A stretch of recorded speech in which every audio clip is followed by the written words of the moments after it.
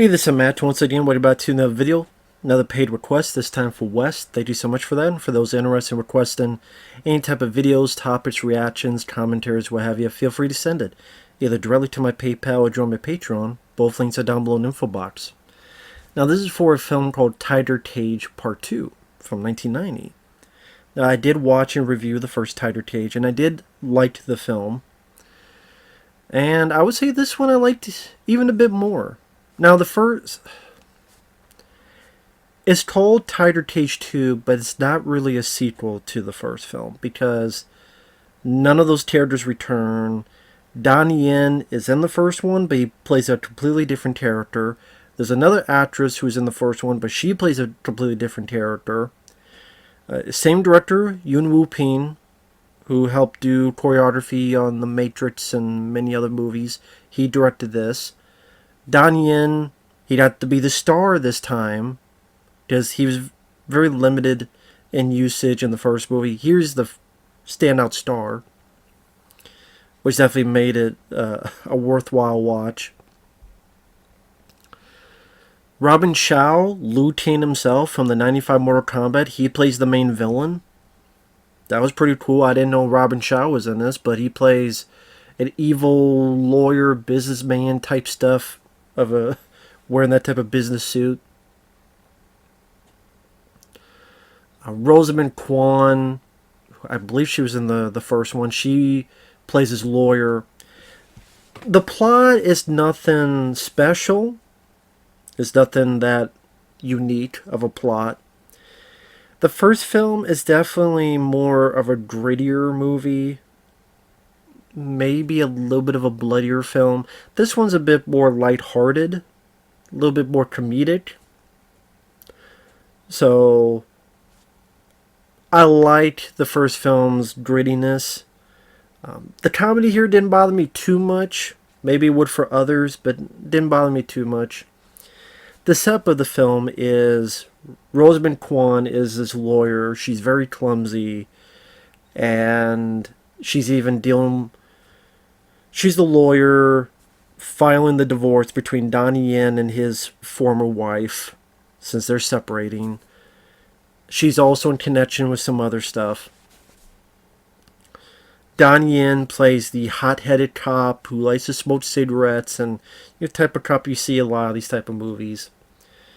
So one day, Robin Shao and his group are in an elevator, and some people come in and try to shoot them.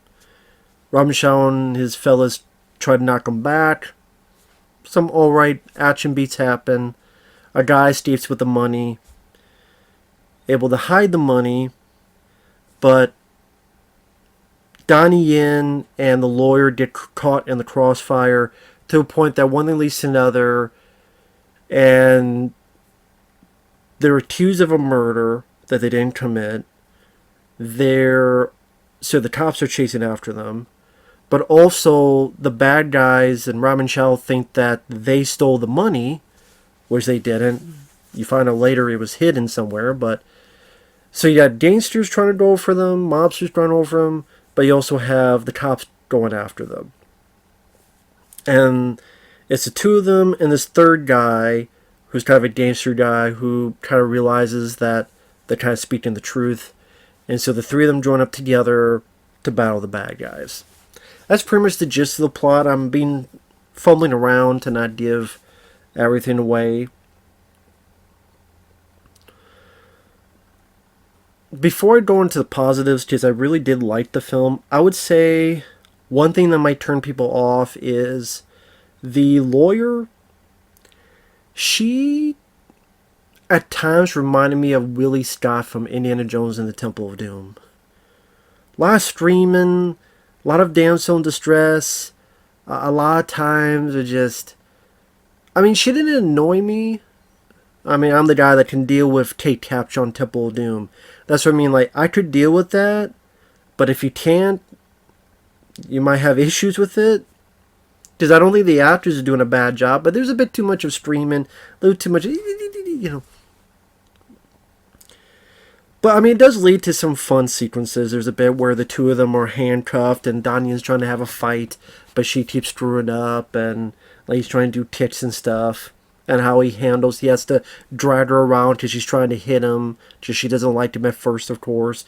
There's a report that he has to pick her up. So he puts her like under his arms, is carrying her like this. Like they're handcuffed and she's behind him, but he's like picked her up like this and running. So there's some bits of humor that I did enjoy. There's a bit that Donnie Yen finds someone, she accidentally knocks him out with a flower pot. So then there's this, I forget what the device is, but like a roller puts Donnie Yen on it and she has to go down the stairs, but she loses control, she's being dragged along with it. Pretty decent stunt work. The music, I like that music. At times, even though it was 1990, it definitely had an 80s vibe to it.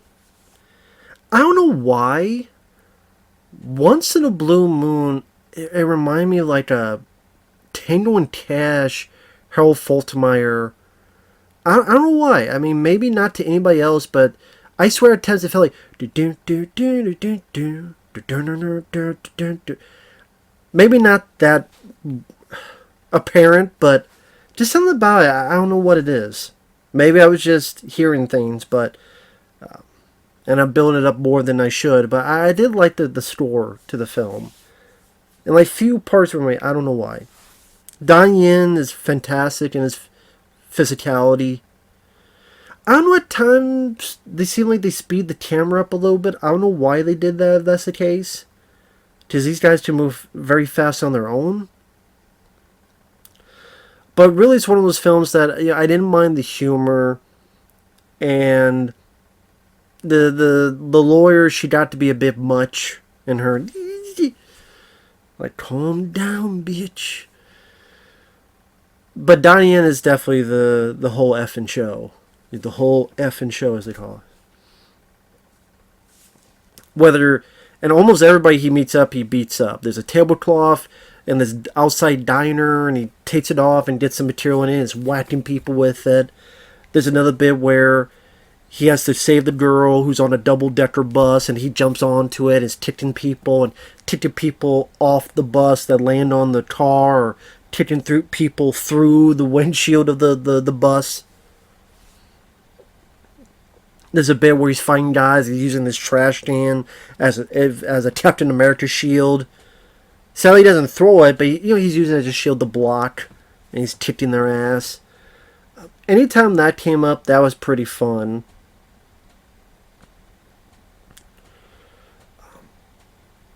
Like I said, the story was fine for what it had to be. Like I said, it's nothing you haven't seen before. Some of the humor, like I said, did work for me. Like there's a bit when the three of them were hiding in a tunnel, and the gangster guy, I forget the character's name, he's hiding up top, but his tie's hanging down, and the bad guy has a lighter, and he doesn't realize he put the lighter somewhere, so it lights the guy's tie on fire.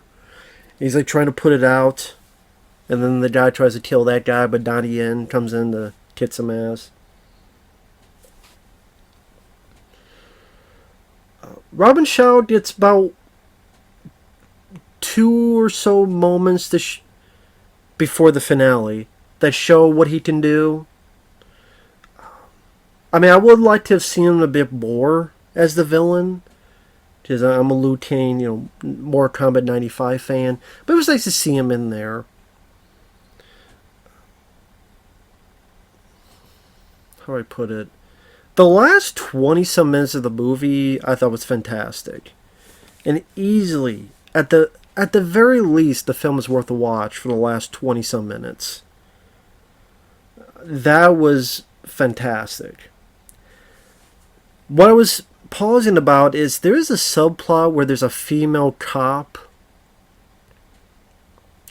but then it gets dropped, and I don't know if I missed something, and if I did, I apologize, it's my fault. There's a female cop that's going to arrest their 2 leads at first, but then a bad guy comes and shoots at them, and the female cop, the spoiler, I guess, spoilers, wounds the person. Later on, when she's in Robin Shaw's office, she sees one of the ladies, and she has the similar wound, and so she gets in a fight with her.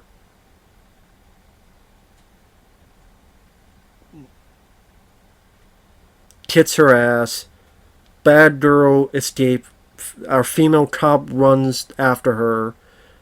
The culprit gets killed by another bad guy, so our female cop gets to a car chase. Getting this guy, stops the guy's trying to fire her, and she has to shoot. Guy falls down. I don't think we ever see that female cop again. Now, maybe I'm wrong, and I screwed up, and if so, I apologize. It's been a few days since I've seen it. I've only seen it once. But it didn't feel like she had... It felt like... Okay, they're putting this character in like she's going to be a big part of the finale. No, the 20 minutes they speak of, that lady's nowhere around. So I don't know if she got killed off and I don't know it, and I forgot. Or something else happened I forgot. Or she said, I'm done, and left. I'll blame it on me, because I can't think that the movie just completely forgot about her. I can't imagine the movie would do that, which is why. So if you've seen the film, please let me know what happened to her, and put the mistake on my shoulders. I don't know what happened to her. I don't remember what happened to her. Because I liked her attitude, but she's only in like 2-3 scenes. But like, what happened to her? It seemed like she'd be a bigger part of the movie, but she's not. And there's little quirks I liked. For example, Donnie Yen. You know how the hero gets tortured, but here he gets tortured with a bit of exercise equipment. I thought for the time period that's actually rather appropriate. But the finale is definitely hard to beat. And I'm going to spoil it now for those who want to see the film. I believe Vinegar Syndrome or someone... Actually, no. I know there's a set that has Tiger Cage 1, 2, and 3. I don't know who released it. I keep thinking it's Vinegar Syndrome, but it might have been someone else. Because I know Vinegar Syndrome released Iceman Cometh. They might have been someone else. But someone did release a set with all three of them. It might be another company. But our three main leads realize that the money might have been hidden in this elevator. They find it. They're rich. The gangster goes back to his job. He hasn't realized Robin Shaw's the villain. As in, they're battling these other villains who wanted revenge or wanted the money. But realizes that Robin Shaw killed the boss to be the boss. Robin Shaw kicks that guy's ass big time. So Donnie Yen gets with a former cop, and there's a bit of gunplay, shooting the shit out of people, but Donnie Yen gets into 3 fights, and they're all pretty good. There's a sword fight he gets into, which is a very cool sword fight. And Donnie Yen's doing 360 kicks and some nice sword play, very good sword play. Then the second fight he gets into with the guy he fought in the previous film when he was playing a different character, Michael Woods or someone. I forget the name. I think it's Michael Woods. That's a pretty good fight as well because Donnie Yen gets chained up and his hands are tied. He has to use either his legs or headbutt the guy. He pulls some really cool moves. And then finally, Donnie Yen versus Liu Kang. Now, it's not as epic as I hoped it would be. I actually think probably the previous 2 fights were better. I wish this fight was a bit longer and a bit more epic. But there's still some pretty good stuff in it. But I think it could have been longer and more epic. But at that point, Robin Shaw wasn't the Robin Shaw, we would know. I mean, Robin Shaw had worked in other movies, but this is way before 1995 Mortal Kombat, 5 years before. And, nowadays, it would be nice to see more of a longer, epic fight. But like I said, there's some pretty good moves. Both work very well in terms of physicality. You do have the girl help out, but Donnie Yen, doesn't need help. I guess it's just, which I didn't mind it. It's like Donnie Yen's kicking Robin Shaw's ass, and the girl, for her to finally do something, goes up and smashes a guy with a piece of wood that busts his head open. But you said you still did a pretty decent fight between, I keep calling him Liu Kang, Robin Shao, and Donnie Yen. And this is the last 20 minutes are a lot of fun if you're into martial arts. Well choreographed, very entertaining. Like I said, the plot may not be the most original. Some people might be put off by the light-hearted humor. It didn't bother me as much. I found some of it rather funny. Again, the clumsy lawyer. Some people, I guess, if you hated Willie Scott, Kate Capshaw, on Indiana Jones Temple of Doom, you might hate this character. For me, like, she gets a bit annoying, but at the same time, I could deal with her. But, like I said, you go in this for the action, for the fights. It's pretty fast-paced. The fights don't take too long, in between scenes. And even then, the scenes in between, the humor, the little back and forth between Donnie Yen and her, I didn't mind. The third guy, the gangster guy, he was alright. I mean, I could take him or leave him. Actor wasn't bad. I wish we saw more of the female cop, and she became the third person. And, I mean, or if you need to kill off the one guy, then she joins up and the three of them are at the end. I wish we could have seen more of that female. I forget the actress's name, but the female cop. I wish she was in the film more. I wish the fight between Donnie and Robin Shaw was a little bit longer. But those are little nitpicks. Overall, this was enjoyable. And again, I would say, while I did like the first one, I liked this even more. And it was great to see Donnie Yen in his prime being the lead. Just Donnie Yen, I found later on in Yip Man and some of those films, Flashpoint, among other movies.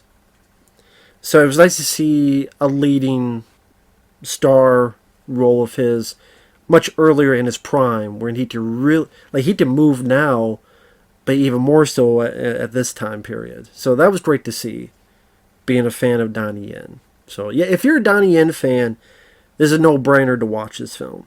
I'll put it that way. If you're a Donnie Yen fan, you've either already seen the film, or you need to go see the film right away, because it's a lot of fun. Again, some nitpicks, but a lot of fun. So overall, thanks for watching. Take care. We'll see you guys later.